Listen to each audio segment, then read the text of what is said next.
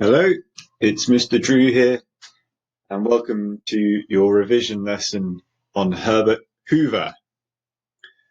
For this lesson, you will need a Word document open on your computer or a pen and paper. Make sure you have those before you begin. Watch out for the big red pause button. When I want you to do an activity, you will see this button and I want you to pause the video.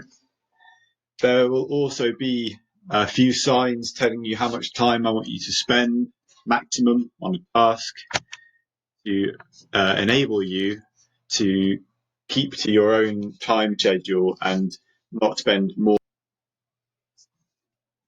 Here is our title. Does Herbert Hoover deserve to be called the do-nothing president? I'd like you to pause the video here and write your title.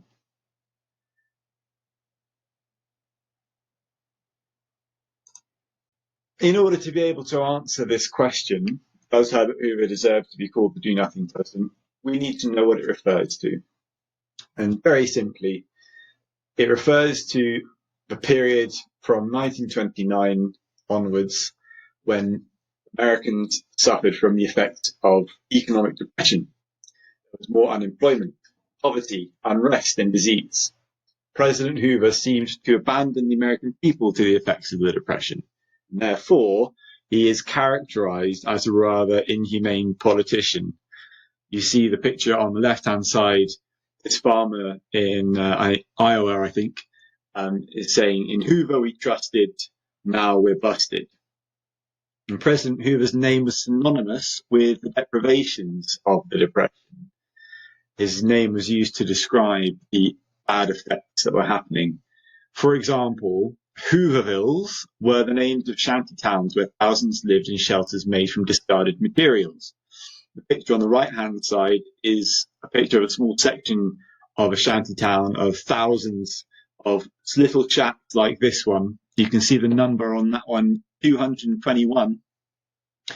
And this man is holding down his roof with bricks and stones that he has found. It's also built from canvas and wood and corrugated iron, because he does not have a home anymore that is bricks and mortar like he would have had beforehand. And you can see in the background even the factory and high-rise buildings that people used to live in but could no longer afford to live in. So, your first little task, write down the question, what does the do-nothing president refer to? And answer that question. What does the do-nothing president refer to? Pause the video here and do that now, please.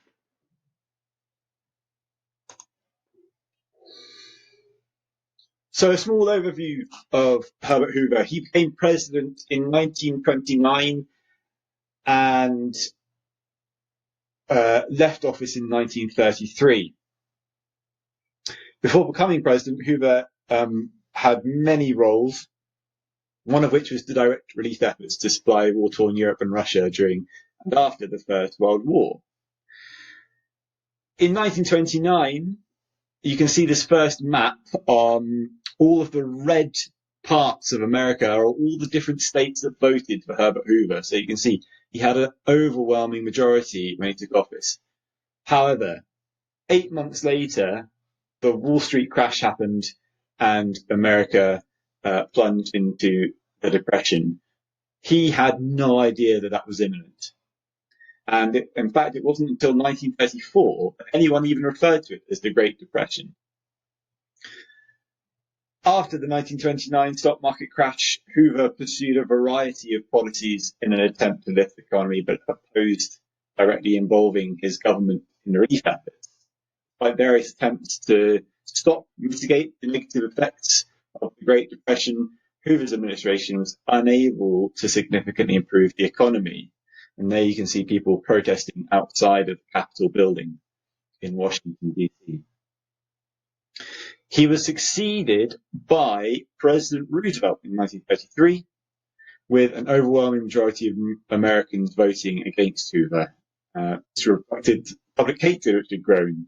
And you can see on the map there all the blue states are the states which voted against Hoover. And what we're going to look at in this lesson is what happened in between. How did this guy go from being so popular to being so unpopular? And does he deserve that to be remembered in that way? He did many things as president. He advocated a laissez-faire economy, so he let businesses do their own thing. And that perhaps is held against him too much, because in justice, for example, he was able to prosecute Al Capone, who was a well-known gangster, and stop Chicago from being so crime-ridden in that way. He also was responsible for lots of reforms. He reorganized the Bureau of Indian Affairs, the Native American Affairs.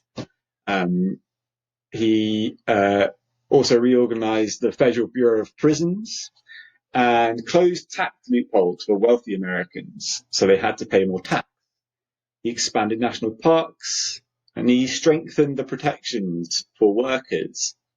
So he did a lot of decent things which helped America. And in foreign policy, although he tried to keep out of international problems, he did lay the groundwork for the good neighbor policy, which his successor took and ran with. Okay, this was trying to stop. It was trying to improve relations with states in Latin America. Okay, very, very different president to the one we have today. Now, the first bit of work I want you to do is to think about the attitude of policies of the Republican presidents. All through the 1920s, America had a Republican president, Harding, Coolidge, then Hoover. And throughout that decade, these Republican presidents believed in leaving the economy alone, laissez-faire. And this meant that big businesses were free to expand. And of course, we all know that the 1920s became the Roaring Twenties. It was a lot of economic expansion and prosperity. And so your task I'd like you to do, write down the attitude and policies of the Republican presidents, and then summarize what did these Republican presidents do and how did they run the country. I only want a couple of bullet points. Write down the economic policies of the Republican presidents of the 1920s. I've highlighted some things in order to help you. Pause the video now and do that. Okay, to summarize what you have just read and written down. Republicans. Since 1921, there have been two presidents, and they were both Republicans. Herbert Hoover was the third Republican president in a row. During the 20s, the Roaring Twenties, these Republican presidents had seen economic boom. Therefore, the policies that they were using were seen to be the correct policies, and Herbert Hoover had no reason to change that. Republican policies were linked to economic prosperity. Many thought that there was no end to the good times of the 1920s. However, after just 8 months as president, the stock market crashed and Hoover had to deal with the worst economic depression in America's history. If you need to adjust what you have written for your previous task, please do that now. Otherwise, we'll move on. We're going to have fact gathering to start with, and you will need to create a table like this in your books. I would use an entire double page. Okay, so on the left-hand page, you could start with evidence for do nothing, and on the right-hand page, you could have evidence against the do nothing president.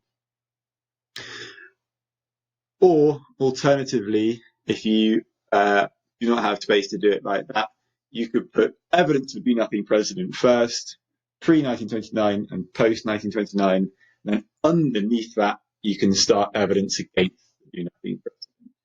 It's up to you how to do it. Please stop the video here and copy that now.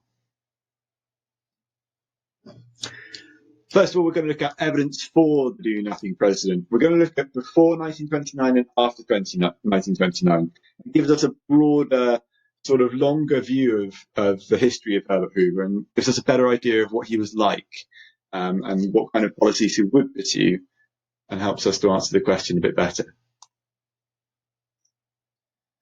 So, before 1929, this is evidence that he was a do-nothing kind of president.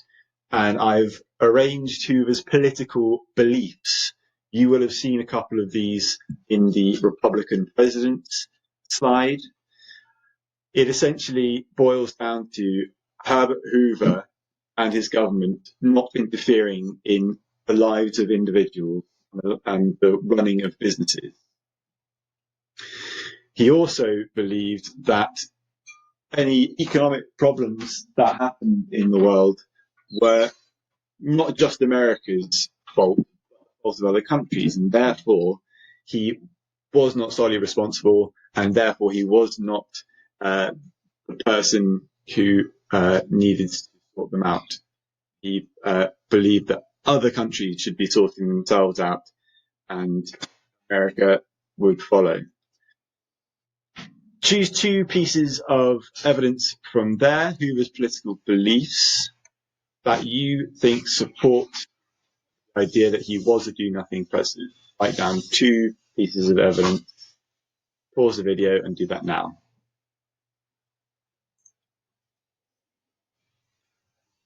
So that was pre-1929. His ideas about governing the country. He kept these ideas while he governed the country. However, there are other things going on. First of all, the effects of the Depression. Unemployment increased to 14 million. Industry wages fell below the poverty level. Millions of people had to exist in Hoovervilles, as we saw earlier. And in farming, crops rotted in the ground while people starved, largely because there was overproduction during the 20s. The food was very low value, and consumers couldn't actually pay for anything. And Hoover didn't really help the farmers at all. He believed in being hands-off, and the farmers should help themselves. Hoover then became more unpopular by 1932 because he hadn't introduced any direct aid until 1932. He thought that charities should assume that role. And as he went around the country giving speeches for his election campaign in 1932, he talked about people helping themselves, prosperity being around the corner, and this made him more unpopular. Voters disliked his emphasis on self-reliance and the need for neighbours to help each other, not just the government. And when he eventually managed to get public works underway, people thought it was too little, too late. Can you pick three pieces of evidence from that list and write them down now?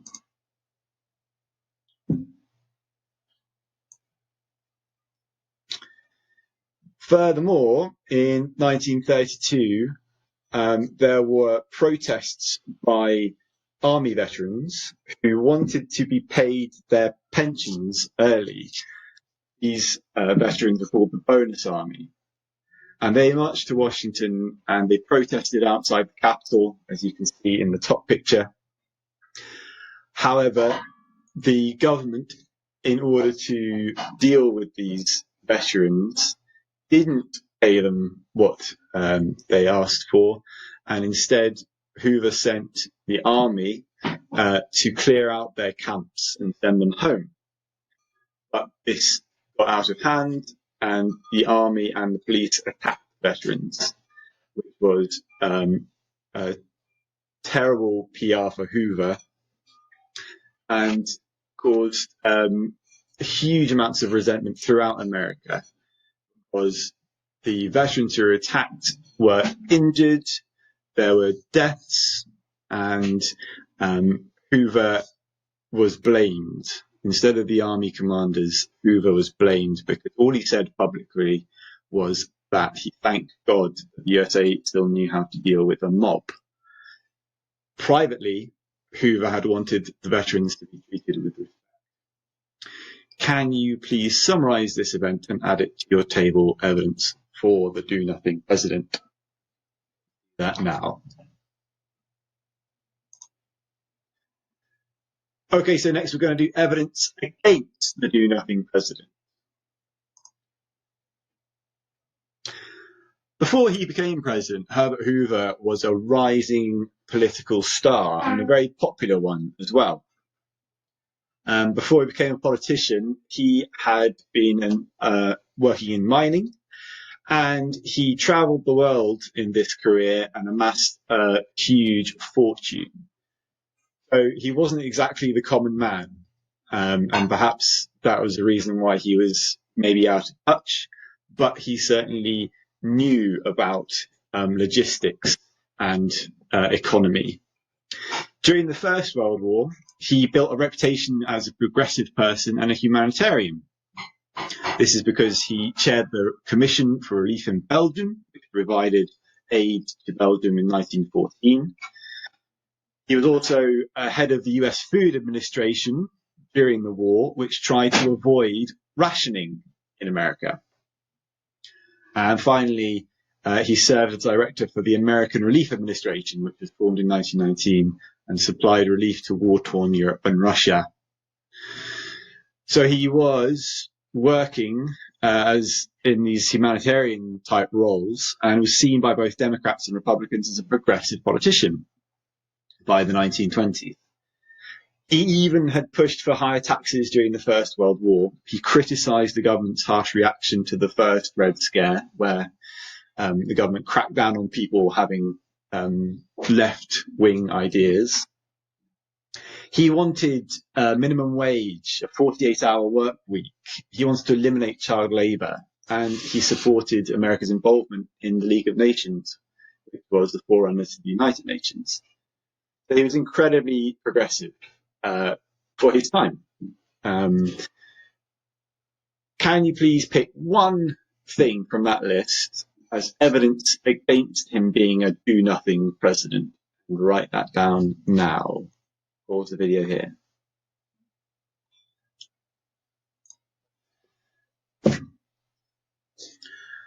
Furthermore, he was involved in relief work in America itself in the 1920s.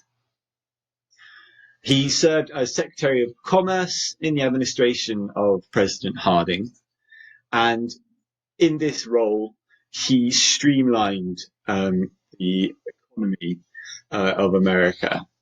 He did this using very modern practices like using databases. In 1920 to 1921, America suffered a depression, and it was Hoover who convinced the president to create a commission on unemployment to encourage local governments to engage in infrastructure spending and getting people back to work. He also asked for a tax reduction program, and he opposed the Treasury's efforts to eliminate the state's estate tax, which meant that rich people with lots of land would have to pay more money. He also helped with relief efforts in 1927 when the Mississippi River overflowed. And this earned him huge amounts of respect and praise and made him more popular, it could be argued, than the president at that time, President Coolidge. So he knew how to work through disasters. He knew how to get things done. He knew logistics. He knew economies. Choose a piece of evidence from this list and write it down in your evidence against the do-nothing president.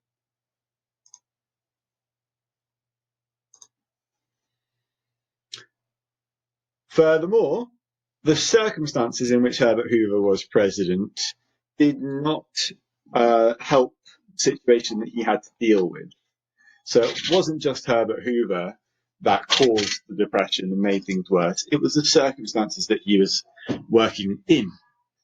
For example, no one thought that the Depression would last very long. People were very optimistic in 1929 and 1930, especially when the stock market turned upward in 1930, and things started to calm down a bit more. People thought the prosperity would return very quickly.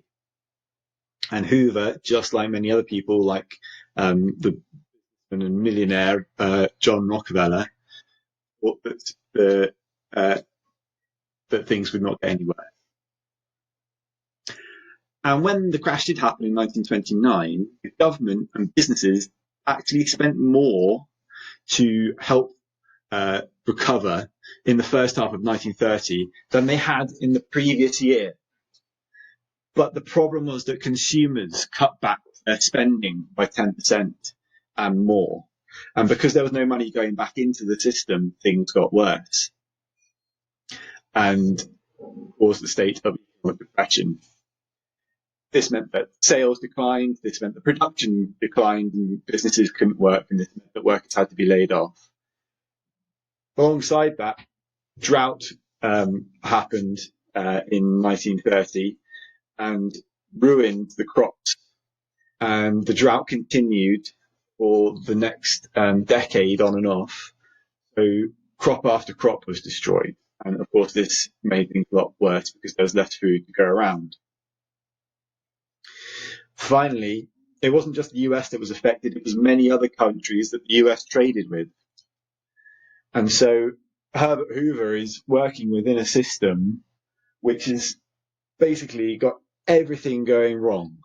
And he alone you could argue, was not able to fix it. Okay, it was much more structural and bigger than any one man was capable of fixing. Choose two pieces of evidence, please, from here, and write them down. Evidence against the do-nothing president. Pause the video now.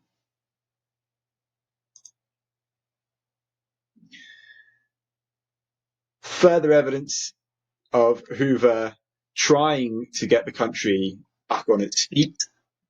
He started new government agencies like the Reconstruction Finance Company, which supported the banks to stop them going bankrupt. Hoover also tried to limit what commercial banks could do in order to stabilize them. He met with businesses to try to stop them cutting wages. He introduced tax cuts. He launched a massive public works program, of which the Hoover Dam that you can see there was a part. However, these things were small gestures in the face of big problems. And a lot of his policies were not immediately effective. And even some made things worse. For instance, the Smoot-Hawley Tariff Act raised tariffs on thousands of imported goods. And that created a trade war, which meant that they could not sell easily to other countries and they could not buy very easily either. Can you choose two pieces of evidence from this slide and add it to your evidence against the do-nothing president? Do that now. So, Hoover's plans did not do enough to stop the problems rising, and the effects of the Depression grew worse. Many became angry at Hoover because who else are you going to complain to? When he went out in public, which was rarely, he was harangued, and he even had old vegetables thrown at him and his train. When the Depression continued to deepen in 1930, he did take some action. However, it wasn't until 1932, when poverty had mounted, that many substantial measures were introduced. He tried his hardest not to interfere in people's lives, just like the Republican Party before him, many presidents had done. And he believed that this was the best thing to do for people, rather than getting involved in their lives and spending money directly to help them. He had completely underestimated, however, the length and the severity of the Depression. So, can we really blame him for underestimating something no one had ever experienced before? This was a brand new event. This was something totally unprecedented. We are taking on the ideas and the viewpoints of people who were there at the time, rather than stepping back and looking at it through the lens of a historian, which is what we're doing in this lesson. So now you've got your four boxes filled in. You've got evidence for and against this nickname, Do Nothing President, and you've looked at his career before and after 1929. What I'd like you to do now is have a look at these two sources about how Hoover's been remembered. Source one talks about Hoover being in a bad spot. And it says, essentially, anyone could have been elected against Hoover and won. It wasn't Hoover's fault that things got so bad. Hoover just happened to be president at the time. So source one is supporting Hoover. It's giving him the benefit of the doubt. Can you write down two pieces of information that support that idea, that Hoover tried his best against huge, unsurmountable odds? So write source one, Hoover was in a bad spot, and write down what you know that proves this interpretation. And do the same for source two. Okay, this is a Democrat election poster. Okay, so the opposition to Herbert Hoover in 1932, and it shows an angry man being forced to smile his way through the Depression.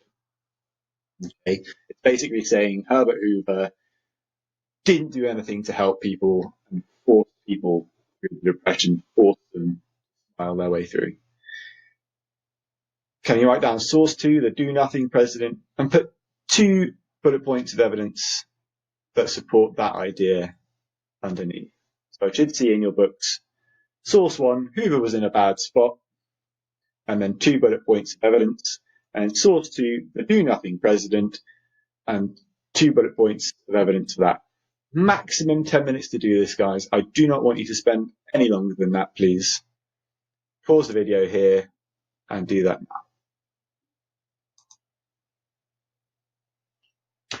Great. So this is your final task. It is an exam style question. It is answering what we asked at the very beginning of the lesson. I would like you to spend a maximum of 20 minutes answering this question, please. No more than 20 minutes. Write as much as you can. Time yourself. See how well you do. The question we asked in this lesson, does Herbert Hoover deserve to be called the do-nothing president? And I want you to write your answer with an introduction and then two separate halves. Evidence that Herbert Hoover was a do-nothing president and evidence that Herbert Hoover wasn't a do-nothing president. Then I want you to write a conclusion. Okay. I have given you sentence starters, which I am happy for you to use. And I would like you to look at how I've phrased my sentences. Think about the evidence you've got and write it in. If you want to do it in a slightly different style, that's great. That's up to you. But please feel free to use my sentence starters as well. Follow this structure and you can't go wrong, guys. Okay. I'd like at least, let's say, two pieces of evidence for each idea. So two pieces of evidence that support that Hoover was a do-nothing president, and two pieces of evidence that Herbert Hoover wasn't a do-nothing president.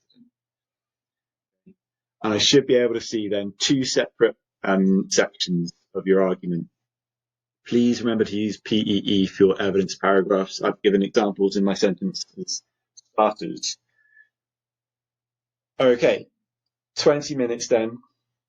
Pause the video here. Off you go.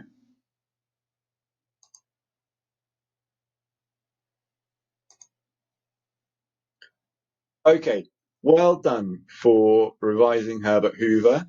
I am looking forward to seeing what you have written.